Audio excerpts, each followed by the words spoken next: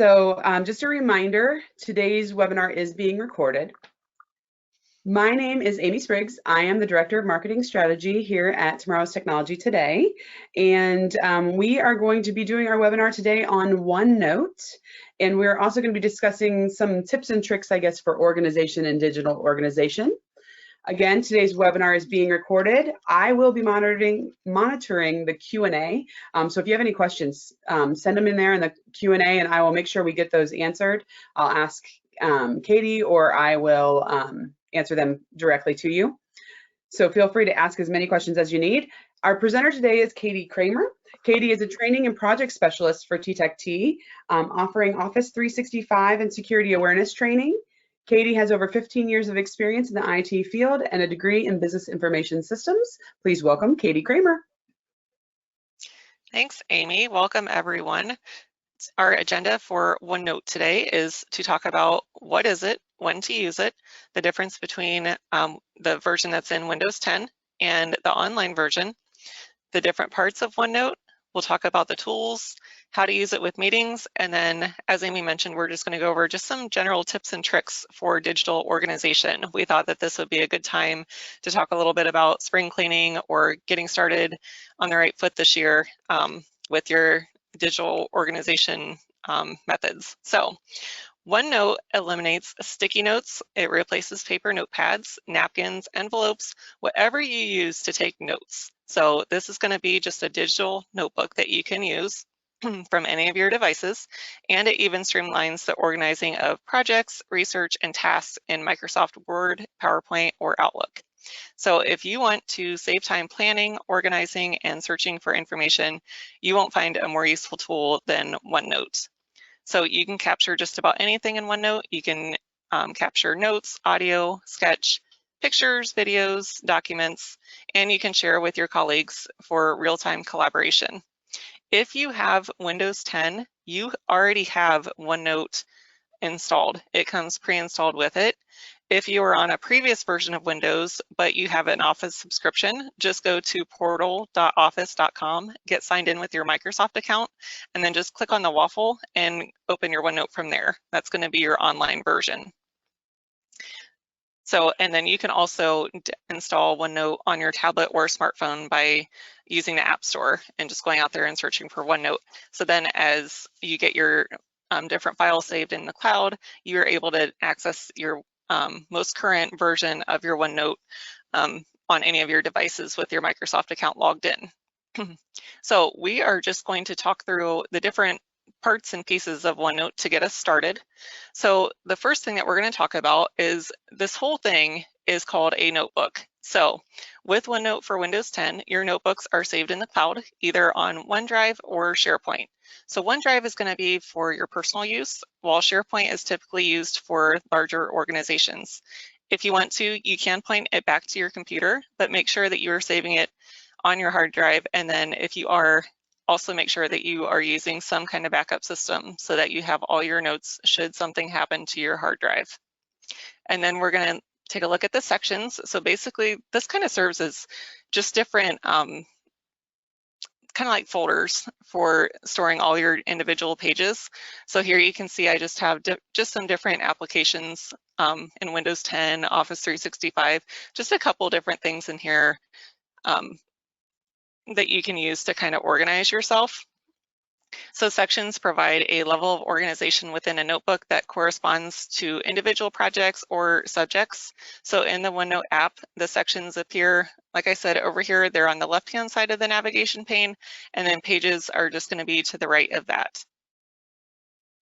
You can also create section groups, and those groups contain one or more sections. It just creates that extra layer of organization to a notebook so that you can keep the all the related content together. Pages contain your notes, images, links, and any other elements that you capture and create to help you with your work. So formatting options are available up here at the top when you're on the Home tab. I also want to point out that you can also share just a copy of a page, so you don't have to share the whole notebook. Same is true for printing. You can print just the one page.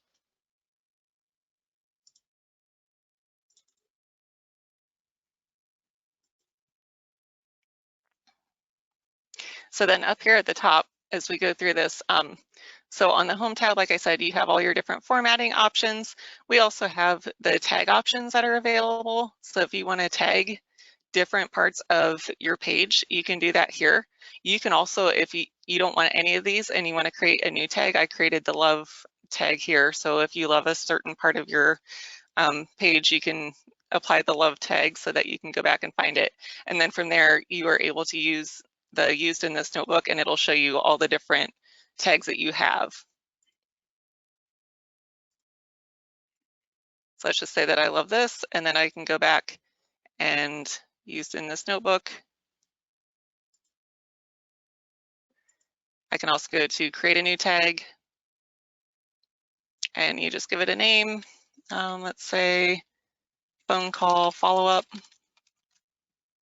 Click the icon, click on create, and now that's going to be added to my list as well. Phone call follow-up.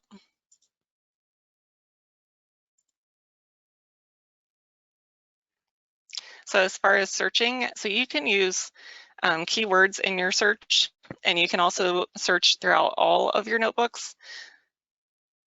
So over here, let's just say I want to look for the word files. And here you can see it's just going to highlight, just like any other Office application, it's going to show you all the different instances of those keywords. And you can do the same with the tags that are in there. You can also search in different notebooks. So you can create as many notebooks as you want. Obviously, we don't suggest doing too many because it gets hard to manage the chaos. But if you need to have, like, let's say you have one for work and one for home, or if you have like really big projects that you're working on and you want to create a couple different notebooks, you can do that as well. Let's see.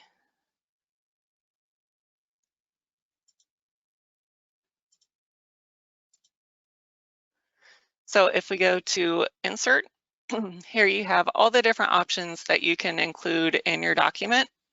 So anytime that you click on these, it's going to bring up what text do you want to have it actually display, and then you can put the address. You can drop in like a YouTube video link or something like that, and just put that in here and click insert, and that's going to add the link for you.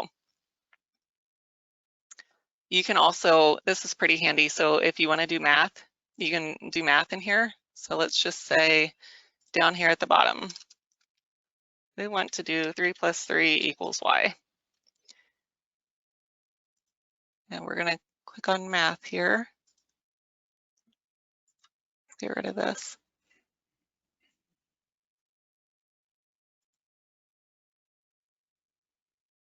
Why is this not showing for me? Here we go. So if you highlight the text, click on math, here it's going to show your problem, and then you can tell it what action you want to do. And then you can also have it show your steps. So kind of nice to have. And then if you have a bunch of them, you can also create a practice quiz if you want to. You also have the option if you need to do equations, different things like that. So this is the desktop version. I do want to point that out as well. And it is different from the online version. So your buttons might look just a little bit different, but the same functionality is there. If you want to do research, click on the Researcher tab. And let's look up Abraham Lincoln. And here you can see all the different topics are going to show up. I just want to say, where was this when we were in school, right? Like, how great would this have been when we were in school? But now it's nice if we're doing a project for work, you can look things up right in here. You don't have to leave the application to go and look something up, which is fantastic. Absolutely, yes. So make sure that your kids know how to use OneNote. It'll be very handy for them. But here you can see all the different articles that pop up, or just a couple different sources for you that you can go through, and you can click on any of these websites that you want, and you can read about Abraham Lincoln or whatever topic that you're looking for. So yeah, it is pretty impressive how all the different tools that are added into a note-taking application. Let's see. So the draw tab, so if you like to draw, or if you're good at drawing, you can also use that from here. You have all your different highlighting options. or if you want to do the ink to shape or add shapes, you can do that from here. The view, so if you want to do the immersive reader, this is a pretty handy feature too. So it's just going to take that page and it's going to make it so I can have it read to me. So if I can either click on the play button or I can also click on the different voice settings. So here I have the option of how fast I want someone to read to me. And then you also have the option if you want a female voice or a male voice. So if we just leave it like that and we click on play. Amy, can you hear that? I actually cannot right now. Not letting us hear what's in Okay, your ears. gotcha. So yeah, sorry, it did go But back to, normally you can, yes, normally you can. And this is a nice one. So I am not a reader. I am like reading is not my strong suit. I love to listen to books on tape. So this is an awesome thing for me. If I get a document that I need to read from someone else that's nice and long, my attention and focus isn't fantastic, but if I can listen to it, that really helps me. So this is a nice feature for something like that. absolutely. And it's nice too that they follow along. So again, if you have kids that are struggling with different words or things like that, you can drop it in a Microsoft application, use the immersive reader, and it will help them understand some of those big words as they're learning to read. Very nice to have. So, and then obviously the help tool that we're used to. And let's jump over to the options. So if you click the three little dots and drop it down to settings and go to options. So here you can see a lot of times you're going to have your notebook sync automatically. And you can also tell it if you want it to do all your files and images, quick notes. So that's going to be whichever default notebook that you want to have it bring up when you first open your OneNote. Wherever you are most likely to start taking notes, it's kind of nice that you can have that. So if you click on that, it's just going to drop down and show you all of your different notebooks that you have. And I'm going to stick with the one that we have open right now. Start tile, so that's going to be, that means the Windows start tile that you have for Windows 10. Let's see, so proofing, I like that because, you know, sometimes spelling is hard, so it's nice that it'll point that out, or if you want to turn it off, you can do that too. Autocorrect, if you want to make sure that it's capitalizing the first letter of your sentences. So nice to have all those different options set up for you, ready to go. Does anyone have any questions so far? No questions in there yet, but definitely a reminder to everyone, feel free to go into the Q&A where it says questions on your dashboard and type something in and I'll make sure that we get that answered. Okay. All right, so let's talk a little bit about meetings. So I am a strong believer that good meetings come from good agendas. So before a meeting occurs, get your team collaborating on the agenda in OneNote. So getting everyone involved early gives team members time to add their agenda items as they think of them.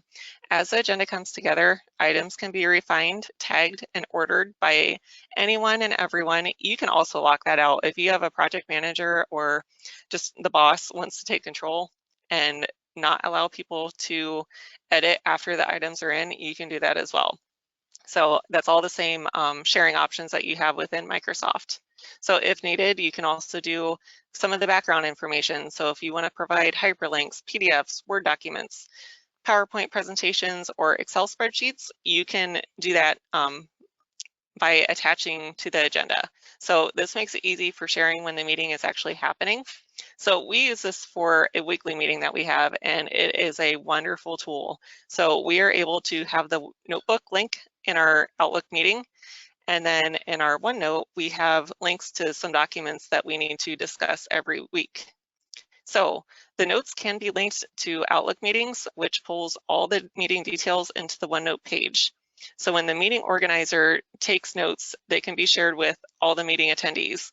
Having one set of notes helps reduce overlapping work and can keep everyone in sync. So to link your notes, just start in Outlook and open the meeting item.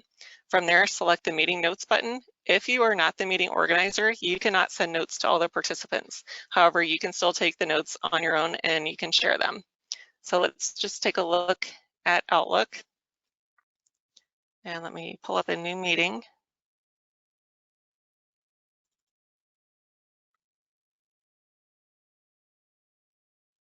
Sorry, my computer likes to run a little slow while I'm sharing my screen.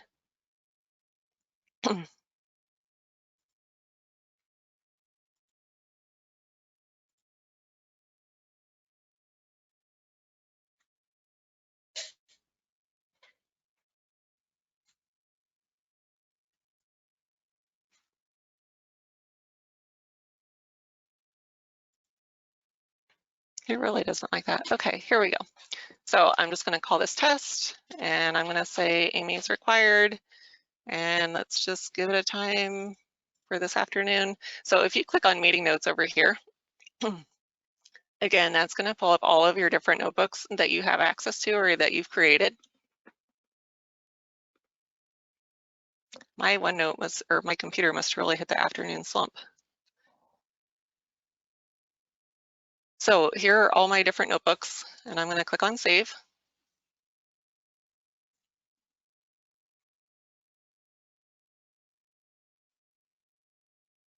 Needs a coffee. It really does. Don't we all? Yeah, we're gonna give your computer an afternoon coffee. So we're going to do open in OneNote.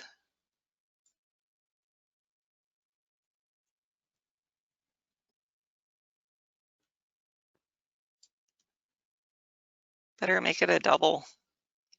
Holy cow. Okay, so as you can see, our default share is that pulls up our SharePoint.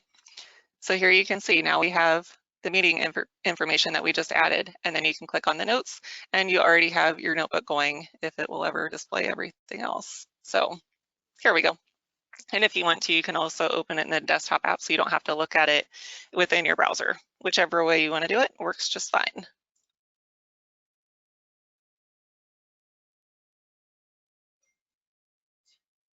So very nice to have. I like that feature. I love when Microsoft brings their products together. So speaking of which, I also want to point out, so we love to use Microsoft Teams. So we have, let's see.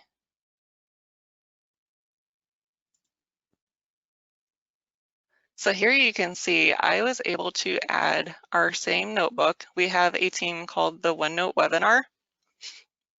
And I was able to go up here and I could add our OneNote document into here so that the whole project team can see all the different Microsoft applications that we're talking about. Just click on this little plus up here.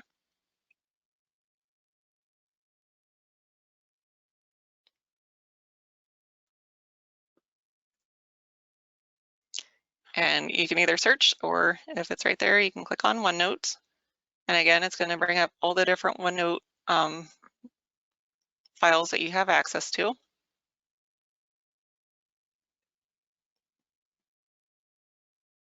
And we're just, whoop, I missed, and we'll click on save. Also see down here at the bottom, so this is the nice part too, anytime that you add an application into Microsoft Teams, it'll let your teammates know that something's been added up here at the top of their Teams channel. So I'll click save. We're going to end up with the double, but that's okay. So here you can see it's going to be the exact same OneNote that we have within our desktop application.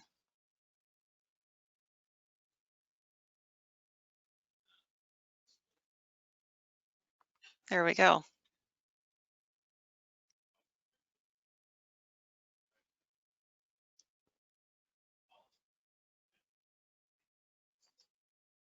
From the meeting invitation itself, if you want to, let me bring that back up. You can also add a link to be able to get to your OneNote. And I apologize that my computer just is not happy right now.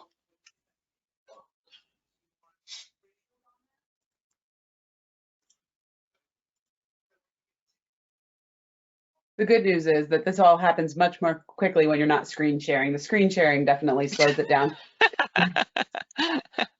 That is very true. So if you bring back up your meeting invitation and then go to the Insert tab and go over to Link, Insert, and then I'm going to hit the drop down, go into my OneDrive because that's where all my notebooks are saved. And again, it's going to bring up that list of all my different notebooks. And there, now we have it added within our meeting invitation as well. So now when I send this over to Amy and, I say, hey, can you please add your notes to this document? She's going to be able to get in there and share her notes with me as well.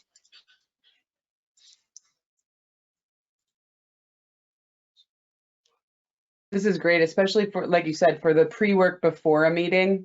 If you need to do any pre-work so that everyone's on the same page so that the meeting doesn't have to last an extra hour, this is an awesome place for that to happen. Absolutely.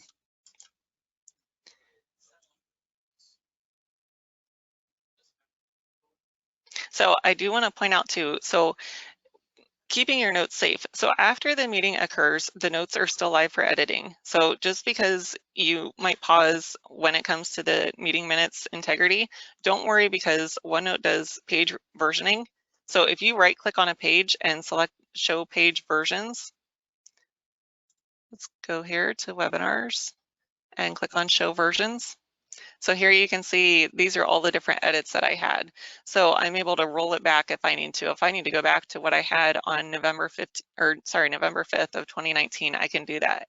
You're also able to see who the last person was to edit it. So obviously this is my personal OneNote, so it's not shared out with everybody else. So I'm the only person who has access to it. But if you're working on a team OneNote, you can tell whichever version, if I was working in something and I shared it with Amy and Amy accidentally added a bunch of stuff that we don't need, we're able to roll it back.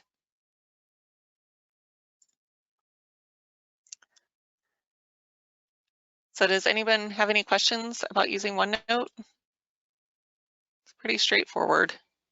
Yeah, I don't think so. I think so far so good. Okay, good deal.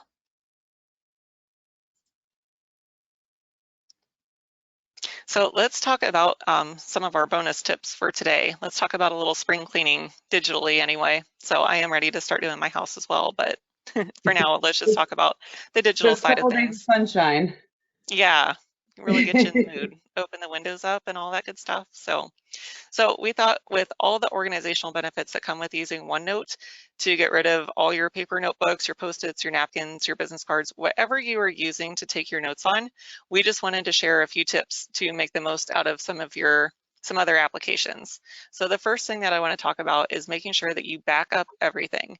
So use OneDrive and also use a third-party solution. So let's say that you use OneDrive and you also use an external drive, or if you want to use a different cloud, you can do that as well. Just make sure that with the sync capability of using OneDrive, yes, it's convenient. Yes, we want you to utilize convenience wherever you can. But if you can use another tool, make sure that it is secure. So we have a couple options available that we recommend for our clients. So feel free to give us a call and we can talk about your options. But in addition to a cloud option, also make sure that you are using an external drive. Make sure that it's encrypted. And then depending how often you update your files, make sure that you are doing a weekly, bi-weekly, monthly backup. Just make sure that you are doing it. Obviously, if it's for your business, make sure that things are getting backed up daily, at least daily. So that makes it much easier to restore and get you back up and running as quickly as possible. So the next tip that I have is to delete what you don't need. So this means any photos, promotional emails, obsolete documents, files, some of those things that you've held on to for whatever reason since the beginning of time. It might be time to go through and just do a huge purge and get rid of some of that old stuff. Old software, old programs and stuff that you don't use anymore. Maybe it worked great with Windows XP. And it's no longer a thing with Windows 10. They have so many great apps. There's might be a better way to do it. Any apps that you don't use on your tablet or smartphone, and then social media that people you don't speak with or things that you don't follow anymore. Just get rid of it. Get rid of all the clutter. Feels good. So the next thing is browsers. So you can do different accounts for your browsers. So let's say that you want to do one for work, one for personal, one for school, one per user, one for each family member, however you want to do it, or one for if you guys have to share computers in the office, let everyone have their own. That's going to give them access to only their stuff, only the links that they care about, only their bookmarks, like that whole profile can follow them. Makes it really nice to use. And then also use browser bookmarks strategically. So make sure, go through and clean those up because it's so easy just to add bookmarks all over the place and then it's for stuff that you don't even care about anymore. I will say I did that this week. I cleared my browser bookmarks and it was awesome because there were several in there that I was, you just kind of gloss over them. You're used to seeing them up there. You don't think about them. And I looked back at that this week and I was like, you know what? There are several here that I don't even use anymore. So I got rid of them. I mean, like we always say, it's always good to do this anyway, and it feels good and it declutters, but also some of those things you aren't using anymore, maybe they're not up to date, maybe their security isn't up to date. You don't want to welcome anything, any viruses or any attacks in any way, shape, or form. And by keeping things digitally clean, that helps that quite a bit. Absolutely. Yes, great point. The next one is on your tablet or your smartphone, use folders and move mobile apps into folders. So just a few ideas: productivity, social, work, photo/video, health, music, stores, money, travel, random. I mean, it's so easy to add apps and there are apps for everything that it really does help to have a fresh screen and not have to like swipe like 12 pages over to get to whichever app you want to use for the day. And then our last tip is to aim for inbox of 0. So set mail rules where you can. Make sure anything that you can handle quickly, just get it out the door and be done with it and move on. Use your folders, move things into folders. Like if you just need to have it for reference on a certain project and you don't actually need to do anything with it, get it out of your inbox so that you're not constantly like scrolling all over the place. It's such a good feeling too. So makes it really nice. I think I know at least in Google, they have like the social media and the promotional, like the buckets set up for you. So you can just go in there and grab it and purge the whole thing and then you're done. So, and it's nice to see it drop from like 10,000 down to like 100. So I will say do you this have any is other something tips you can think of, Amy? well, that's something I've not been good at, and here is what happens. So Google actually told me I'm at my limit. Which is impressive Wow. because the Google limit is very high. Um, so I have met my Google limit. So actually, I need to do exactly this. So I started doing it last night, and it is super simple. What I did just for myself, it was nice I went through and alphabetized like who it was from. And if I saw that one was kind of junk that I don't really need, I just went through then and deleted all of them from that particular, address or whatever. And then anything I still wanted to keep, I could keep, like if it came, let's say I got an email from Katie and I know I want to keep all of the emails I have from Katie so that I can go through them a little more, then I kept those. So if it's something that I can do, like right now I'm doing the quick sort and then I'm going from there, which I will say is hugely important. It's a great idea. All right. Do we have any questions? I don't see any. The only other thing that I would bring up for sure when it comes to digital organization, I love using, like I said, using OneNote for like my notes and just gathering and grabbing because you can grab it from different devices. For folks like myself working from home or working from anywhere, I can bring my computer with me anywhere and have access to everything and not lose a notebook. I am an adult who battles ADHD, and so putting things down and not remembering where I put them is a highlight to my day, many days.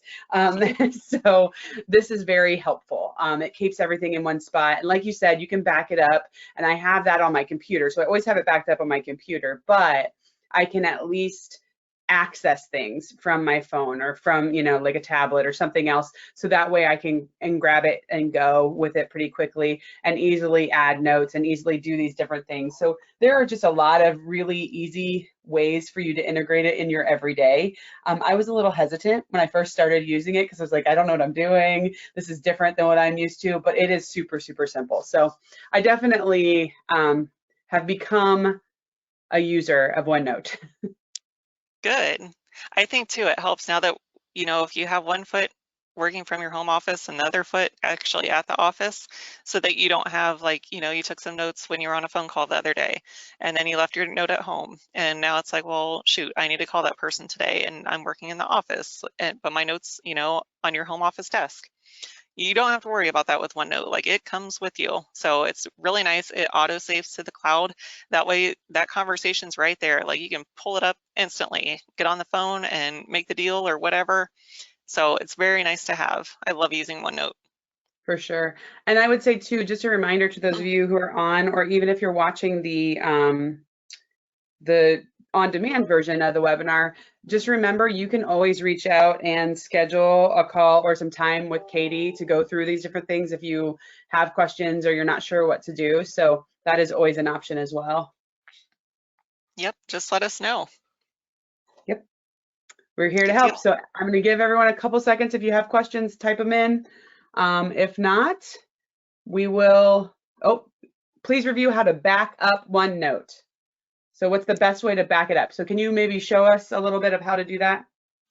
So for backing up OneNote, so it's automatically saved. If you're using the online version, it automatically backs up to your OneDrive, or if your company has it set, or your IT person has it set to automatically back up to SharePoint.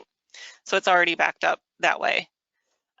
If you are using the desktop version, so if you go into your C drive and go into your profile, you are going to have a list of all the different applications that you have. Let me get into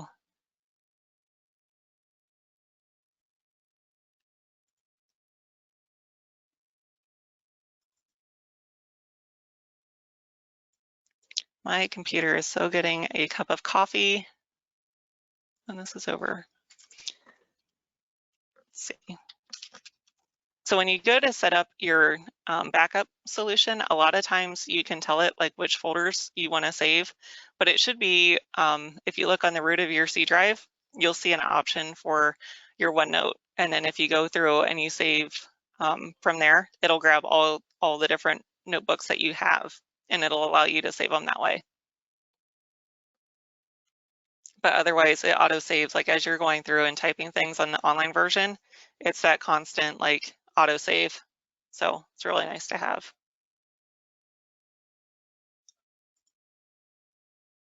Does that answer the question? I know, David, I see that you had that on there. Hopefully that answered it for Sorry, you. see if it'll. Okay, so here you can see we have our set that it saves to our OneDrive. Can you see that on my screen? Yep. And then from my notebooks. So here you can see it's automatically got all of my different notebooks saved. Does that make sense? Yep, I think so. I think that helps. Okay. And Yep. I want to throw He this said in there thanks, too. so it must have helped. Okay, good.